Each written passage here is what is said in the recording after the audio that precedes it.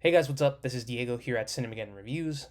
So, this is going to be a more serious video than you're used to seeing from us, but it might in fact be the most important video that I make on this channel. In light of recent events around the world, I just felt like it was really important for me to make it. I wanted to address what was happening directly and sort of state my stance on the issue and raise awareness on it. I know that we don't have as big an audience as other creators on this platform have, but we do have an audience, and I figured the more people speak out about this, the more awareness we can raise. Now, forgive me, I'm reading a transcript of what I've written out and what I want to say so that we can get through this faster, um, and I can do less cuts and get it out as quickly as possible. So here we go. As I'm sure many of you know, Gaza is undergoing a very dire and horrific humanitarian crisis following the terrorist attacks carried out by the group known as Hamas on October 7th, 2023. Millions of Palestinians, including hundreds of thousands of children, are confined to a small city on the edge of the territory, waiting helplessly to be bombed by the IDF, that's the Israeli Defense Force. The mass media and politicians on both sides of the political divide are saying that the Palestinians are a threat to Israeli citizens. They're saying that Hamas are the enemy, that Israel's government is acting in self defense, and they're saying that this is a war. What they are saying is a blatant and malicious lie that is spreading misinformation and costing human lives as we speak. What's really happening is a straightforward ethnic cleansing of the people of Gaza, which is now reaching its final days. The remaining survivors of this genocide are confined to the very small city of Rafah and have nowhere else to evacuate to, as the bombs begin to fall on the last place they have left. Millions of people are about to die, surrounded by an enemy that is aided by US foreign policy and our tax dollars. The two men most responsible for this genocide are Israeli Prime Minister Benjamin Netanyahu and US President Joe Biden. Netanyahu is a genocidal maniac who aims to extend the end of his time as leader of Israel by waging war on Palestine and after that, any enemy he can find. This will include the West Bank and Iran and other countries surrounding Israel. All of Netanyahu's militaristic efforts are aided by the billions of tax dollars sent to him by the Biden administration, the US Senate, and the US House of Representatives. Biden is at best not doing enough to stop the bloodshed and at worst willfully complicit in it. Now, I need to stress the horror of what's going on in Gaza and what they're going through in order to illustrate the seriousness of the situation and to show you what our American tax dollars are paying for. I've heard stories of mass graves being uncovered, thousands of victims tortured to death, their bodies discarded like trash, women, elderly, children, babies. I've heard Israeli tanks targeting vehicles that had civilians that were fleeing the area. They deal damage to these cars, but they don't kill the people inside. They wait for them to call for help, and then they target anyone who approaches. This includes any other civilians, this includes ambulances and paramedics. I've heard the IDF using drones that emit sounds of children crying to lure out any nearby civilians who come to help so that they can be shot and killed, and countless other stories that I honestly do not have the stomach to endure. Because this is really difficult, and I can only imagine that this is something that they have to go through every day. And if they're lucky enough to survive, they'll just be the victim of something else. The IDF have destroyed most infrastructure in Gaza. They have completely decimated most roads, houses, hospitals, schools, anything and everything in Gaza, making the area almost completely uninhabitable. All the while, they claim to the mass media that any war crimes they are made to eliminate Hamas so as to dispel any negative opinions towards them.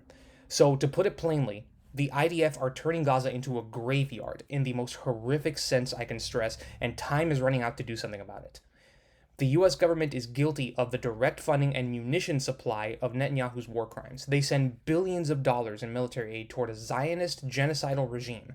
They use propaganda co opted between them and the Israeli government to make any condemnation of these attacks be viewed as anti Semitic.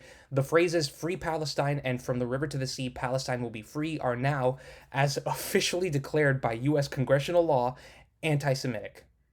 With bipartisan support, a bill was recently put into law that would ban TikTok to stop the spread of news that, thanks to this app, is not only verified and told from the first-hand account of people who experience these very real things, but that contradicts everything that outlets like CNN and Fox News claim is the real story. They do all of this to suppress us, claiming it's keeping us safe from Chinese communist propaganda, but they will not offer us affordable healthcare.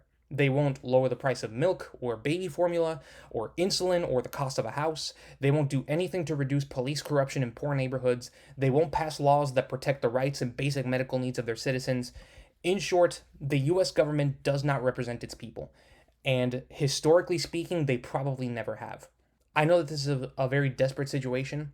I know it feels like there's nothing you can do, but you can, and there's still time.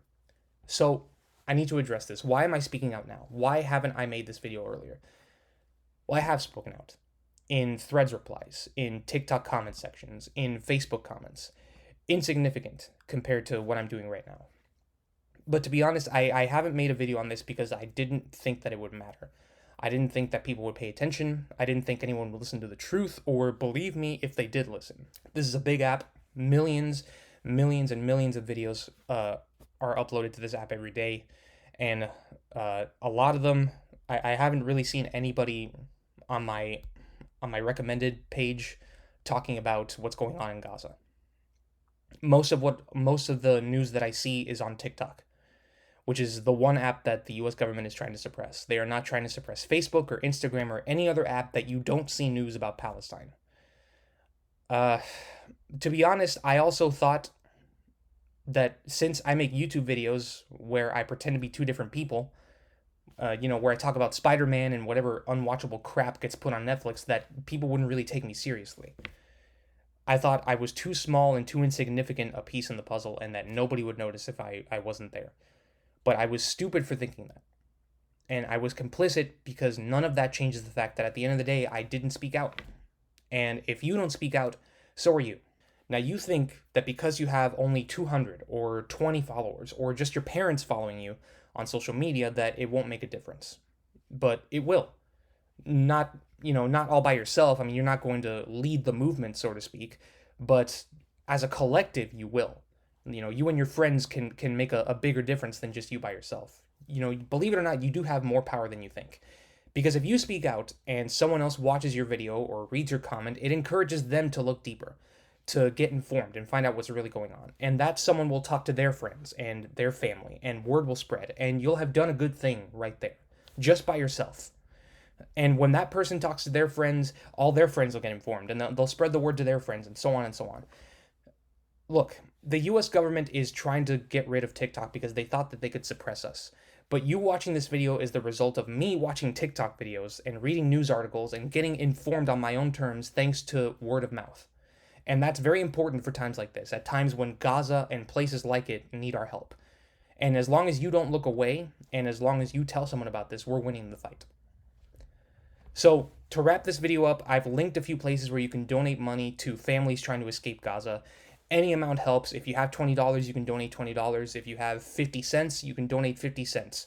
Human lives are at stake, and any amount of money you can give gets us closer to giving someone else their chance of survival. But look, I'm begging you. Don't let this chance to help people slip by. Again, lives are at stake, and the US government is not going to help. It is up to us. It's up to you and me.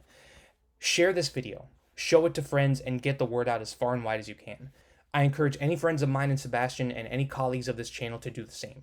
Make a TikTok video, make a YouTube video, make a Facebook post, and spread the word so that we can have a better chance of saving as many people as we can, so that we can finally start changing things, and we can finally look forward to the future instead of dreading it. Thank you for watching this video. This is Diego from Cinemageddon Reviews. Free Palestine.